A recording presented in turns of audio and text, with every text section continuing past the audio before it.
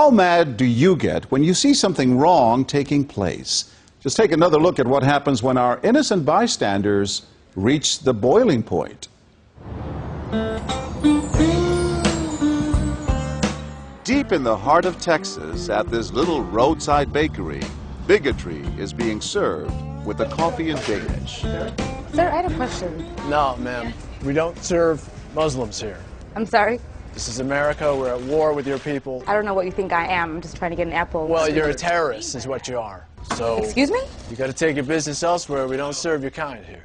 The other customers at this bakery near Waco seem to hear everything, but they barely look at the Muslim woman, even when the language is tough to take. Get back on the camel and go back wherever you came from. Sir, I'm an American. I was born and raised in this country. No, you're not. Americans don't wear towels on their head. Muslim Americans say these are words they hear all the time in all parts of the country. But here at the bakery, what the customers don't know is that this Muslim woman and the man behind the counter are actors.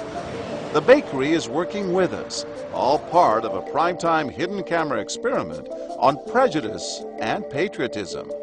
Please take your business elsewhere. Am I asking too much? When no one even tries to help her, she makes a direct appeal. Sir, would you mind ordering me an apple strudel? That's why I'm here.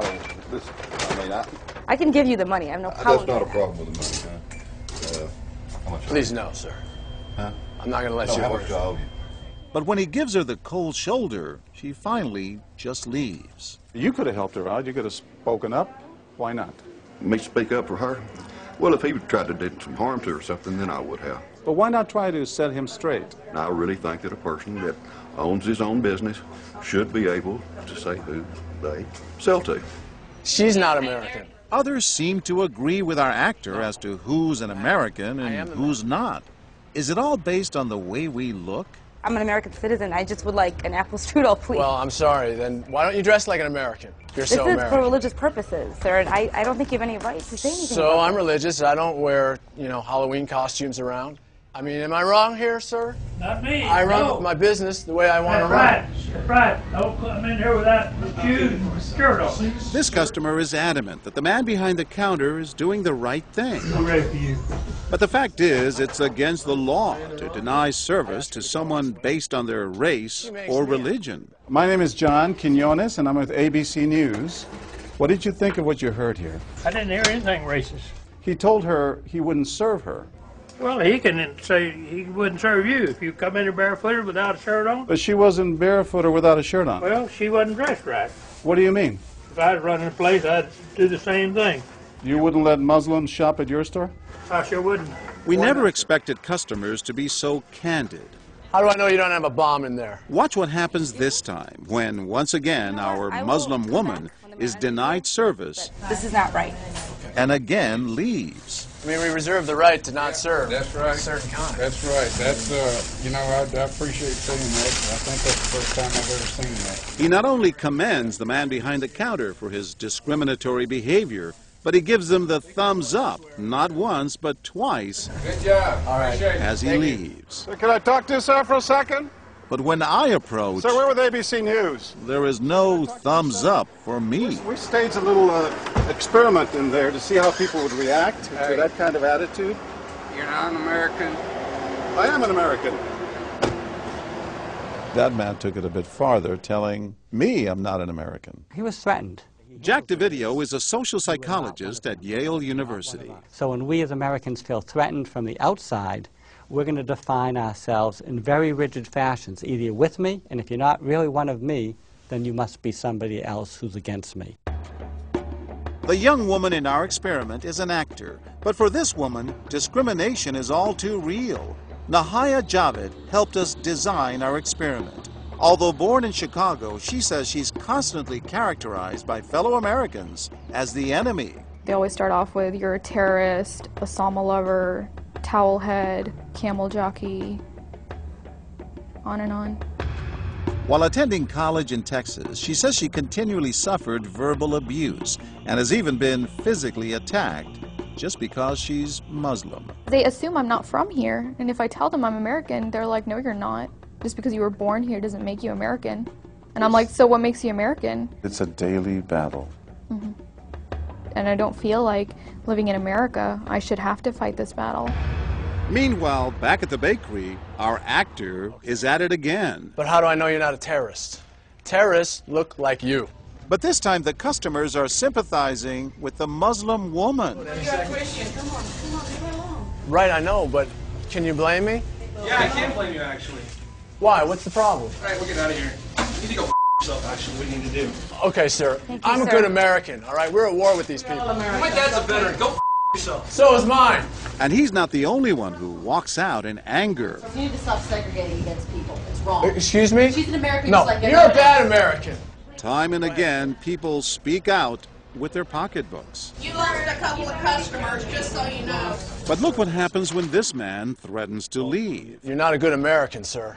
I believe I am a good American. My son just came back from serving in the Army for over a year in Iraq, and that has nothing to do with her rights. I understand that. Thank you, sir. And I hear what you're saying. But I can't believe you would be so discriminatory. I'm deeply offended by that. I'm sorry to offend you, sir, but I've got to live with myself. Seething, the man vows to fight back. I will let people know this. I've stopped here every time I come by this place, and I'll never stop here again.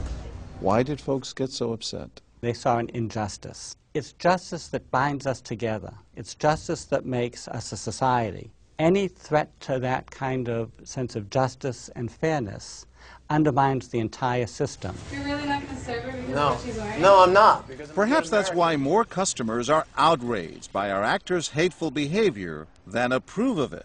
You're not dressed like an American. I don't know But what no you have one on. is more persistent than these two young women who can't believe what they're hearing. Take your jihad, take it back out to the parking lot. Excuse me? I mean, I got to protect my customers, okay? You're really offensive and disgusting. Well, I'm sorry. I'm just trying to protect Thank you. here. Thank because you. you You're don't know what's sick. going Dressed on. like that doesn't mean anything. This is a different How do you know? culture. You are These people so are trying to ignorant. kill Americans. It's disgusting. She is my culture. So you're ready to serve me, but you're not ready to serve her? You're obviously dressed like an American. Big deal. She's Muslim. And unlike the others, they don't just leave in anger. They stand their ground. So you're going to regulate what people wear? Yes, because I Are believe you the the degree manager? of... No, I'm not the manager. Can I speak to your manager?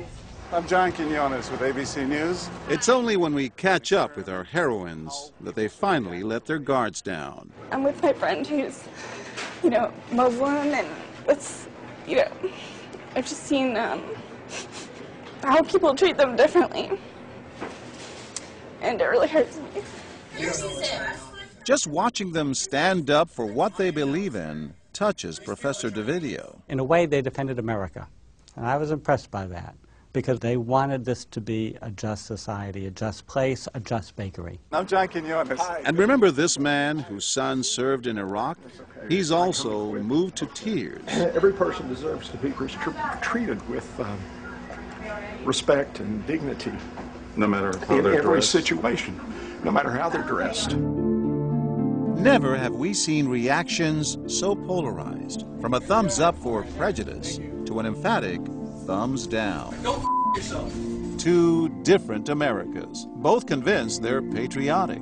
At the end of the day, 13 people stood up for the Muslim woman, while 6 sided with the clerk.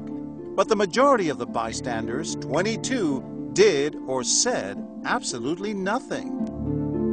That's what's most frightening to Muslims like Nahaya, who was watching our experiment. In fact, so frightening that they often avoid going out by themselves. It's really sad because I'm old enough to be able to do things by myself. I shouldn't need a chaperone all the time. But that one time that I'm alone and something bad might happen, I'd rather be safe than sorry.